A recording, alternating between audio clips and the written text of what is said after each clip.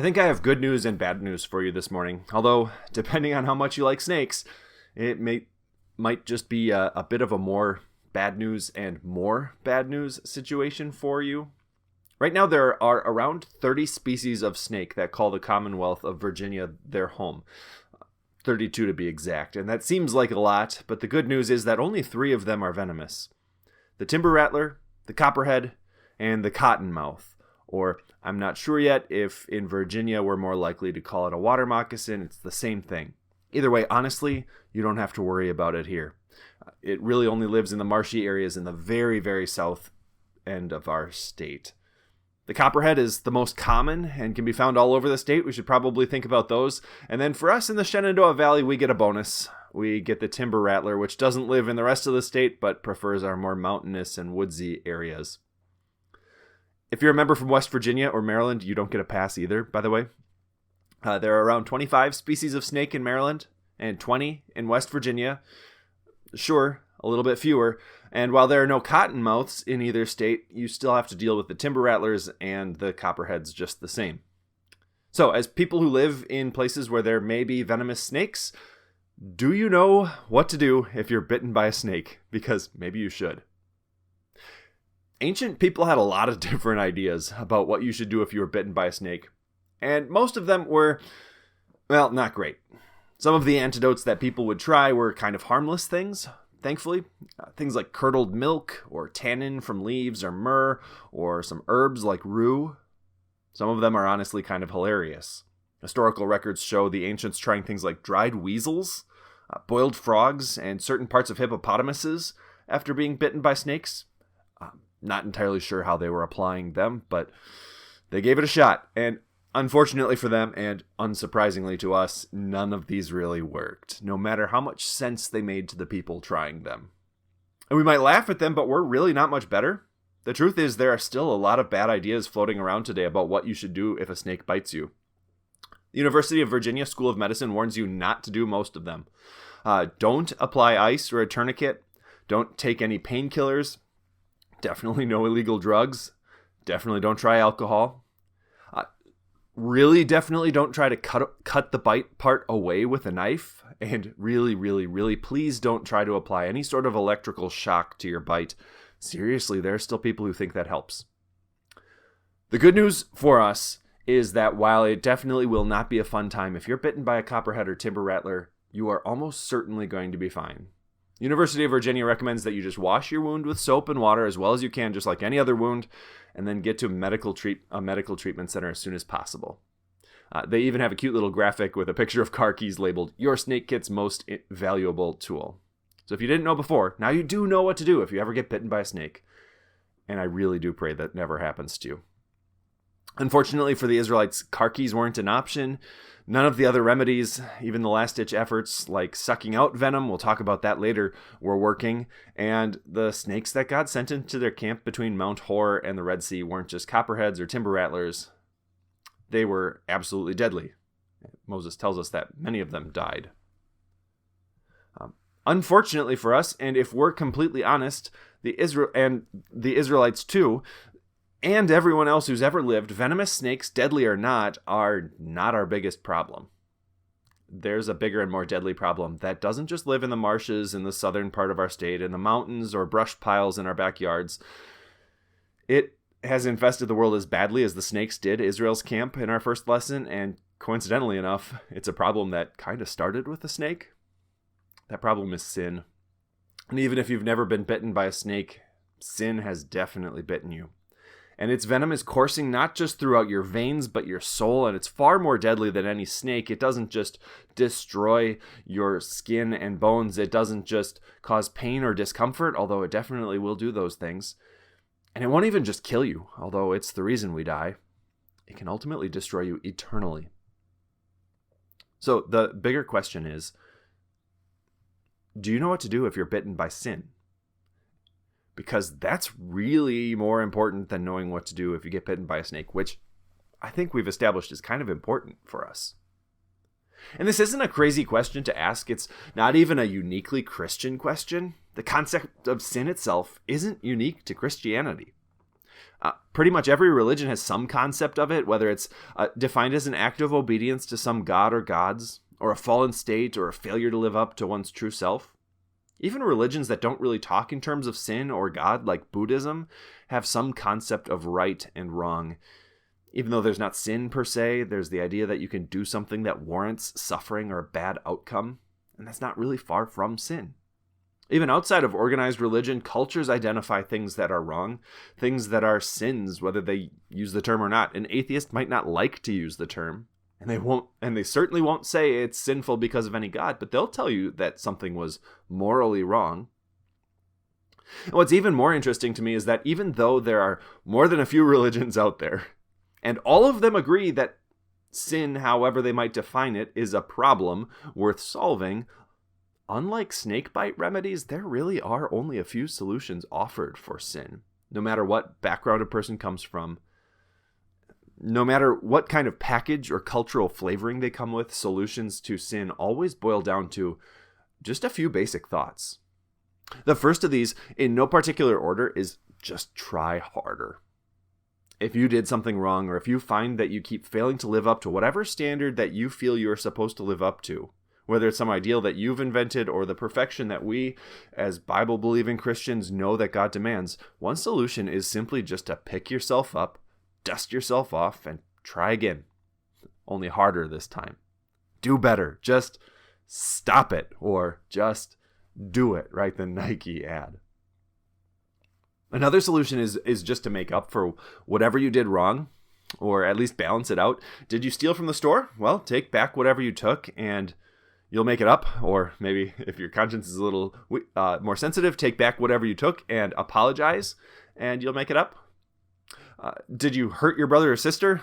Remember this one, let them punch you back. Or if they refuse, just hurt yourself somehow, then you'll be even. Our hearts tell us that sin deserves some sort of reaction, some sort of punishment. And if we make sure to pay the price, we figure, well, maybe we should be okay. And then finally, you might just solve sin if you don't do these first two by just minimizing it or denying it. Frank cheats on his wife, but I only look at pornography, so my sin's not such a big deal after all. Or maybe it's not so bad just to steal a little bit here or there from someone we know can afford it, right? If it doesn't hurt anyone else, it can't be wrong. Or we flat out decide that we know what's right. I don't feel like I'm an evil person, so what my heart wants can't be evil, and I refuse to believe anything that says otherwise. There's a reason that just about every other religion, and even many Christians, and even if we're honest, Christians like you and me who are blessed to know better, land on these solutions. They just make sense, don't they? Our hearts have God's law written on them from the start, and without the gospel, all we know is that law.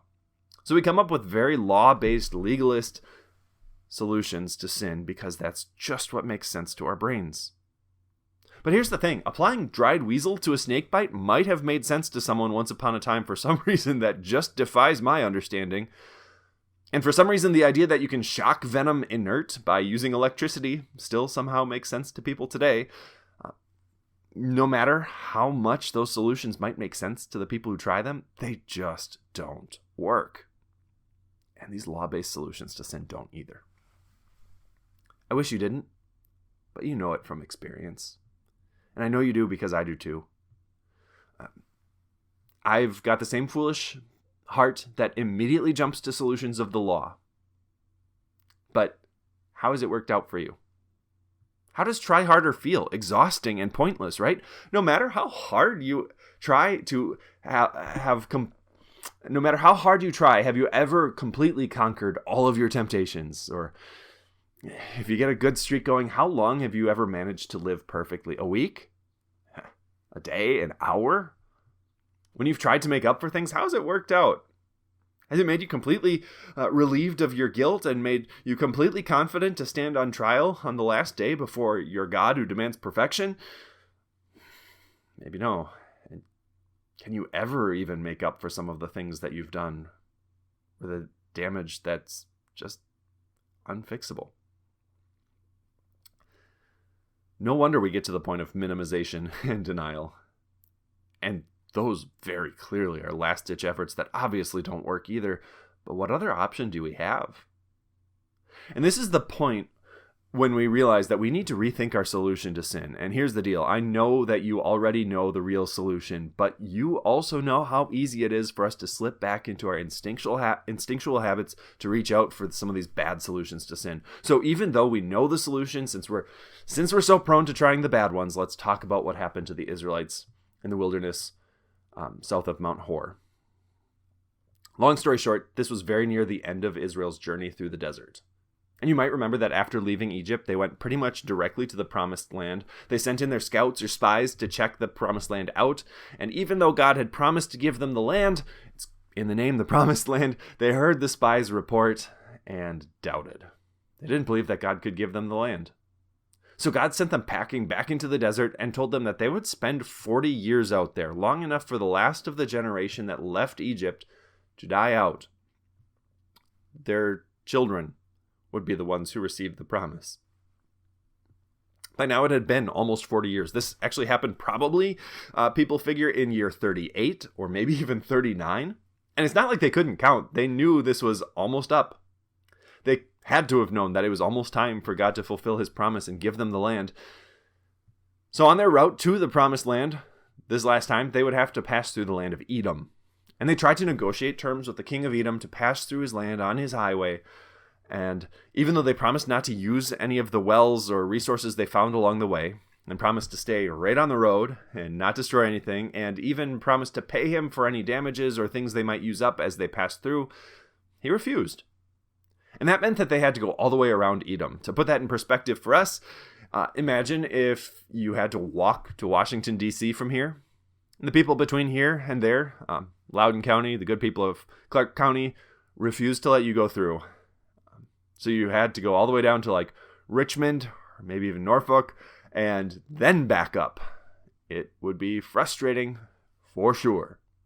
But the Israelites way overreacted. Some frustration is understandable for sure, because that's a huge pain and you know where. But they began to grumble against Moses and against God. They even complained about the manna that God gave them. Before we get on our high horse and get too judgmental about their behavior, though, there's a whole other sermon here. But don't we get discontent with God's blessings pretty easily and start complaining just like that? So God sent venomous snakes into their camp, and they bit a lot of people, and a lot of people died. Whatever desert snakes these were, they make the worst snakes Virginia has to throw at us look pretty friendly. They didn't just cause pain, they killed you.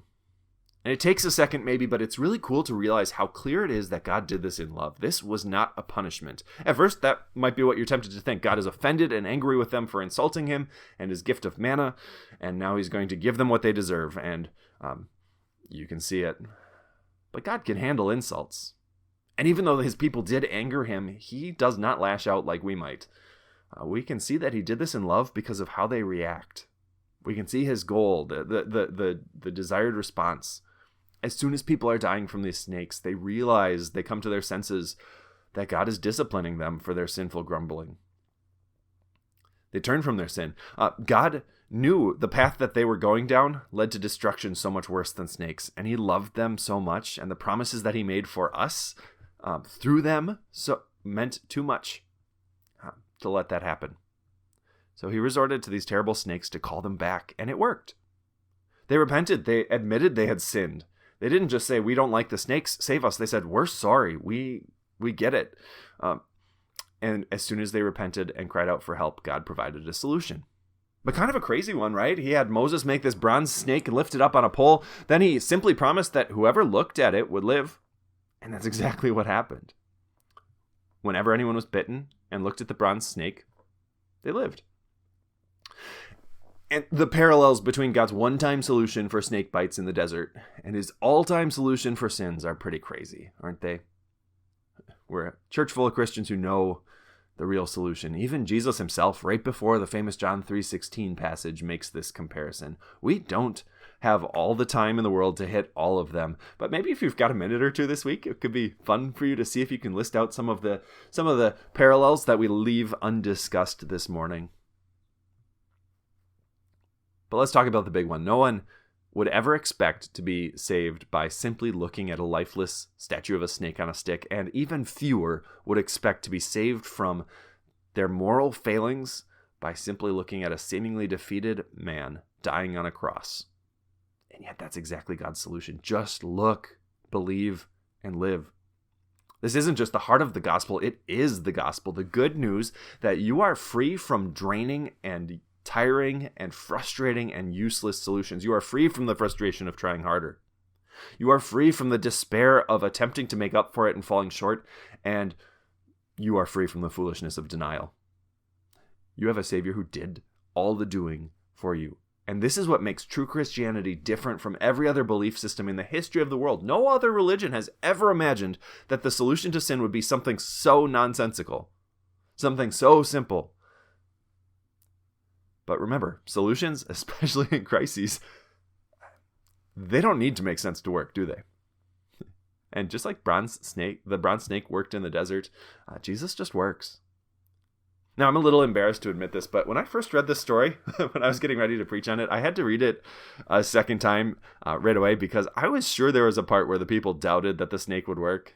Moses said, look at the snake. And they're like, nah, and they didn't. And then finally someone looked at it and it worked. This is the only place in the Bible where this event is recorded, though, and that is not part of the story. That just has to be me thinking how I might react in my sinful, doubting way to such a crazy promise. But maybe not. Right? I mean, if you're about to die from a snake bite, you're probably not worried about whether or not something makes sense. You're ready to rub a dry weasel on it. You'll try whatever makes the most sense to you in the moment, but making sense doesn't matter when you're desperate. The solution just has to work. And maybe the reason we have so much trouble with simply looking to Jesus for our salvation and wrapping our minds around the fact that he truly is the solution to sin is that we're just not desperate enough.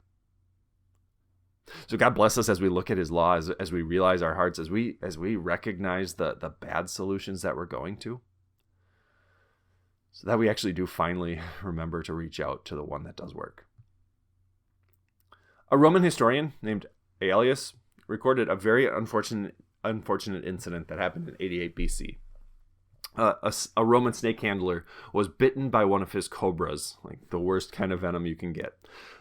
He immediately sucked the venom out, and we haven't talked about this one, but sucking out the venom was by far the most popular snake bite solution in ancient times, and it's a still popular thought. It makes sense after all. The venom is the bad stuff, and if you can just get it out before it does any damage, you'll be all right. And sure enough, even though he had been bitten, the handler's wound didn't get worse. But almost immediately, his gums and his mouth began to show grisly signs of damage as the venom began to eat them away. 2 days later, he was dead. Sucking the venom out might have been the best last-ditch effort there was in a world before antivenom. And you might get lucky in a similar situation where you just are in a bad spot with no other option, but it is not a recommended solution either. Actually, if you have any sort of cut or abrasion in your mouth, the truth is you're just going to find yourself dealing with not just one, but 2 snake bites. And study after study has really shown that you're not really even going to get the venom out by sucking anyway. The world's best solutions to sin might seem to work for a little while. They might bring you a little peace. They might bring you a little comfort. They might put your mind at ease for a little bit. They definitely will make sense to your heart, but they're no better than that. At the end of the day, just like that snake handler, even if it seemed to work, if that's what you're going to try, you are going to end up dead too. But God loved the world, and he sent his son.